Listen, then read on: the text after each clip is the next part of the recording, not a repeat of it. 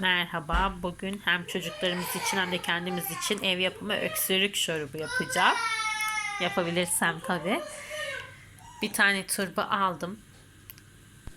Yıkıyorsunuz dışını. İçini oydum. Altını ve üstünü soydum. Şimdi bakın tabağında büyük bir delik yok.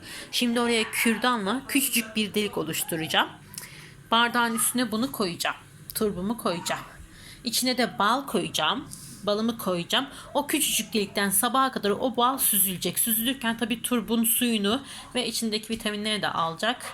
Bayağı işe yarıyormuş. Güzelmiş. Geçen sene ben yapmıştım.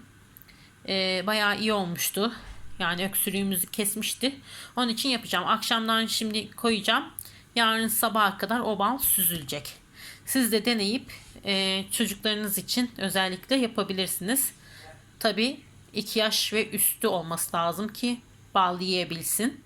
Yine de bir araştırın isterseniz. Benim çocuğum 2 yaş üstü olduğu için bal yiyebiliyor. Bu yüzden turbu içine balımı koyup süzdüreceğim sabaha kadar.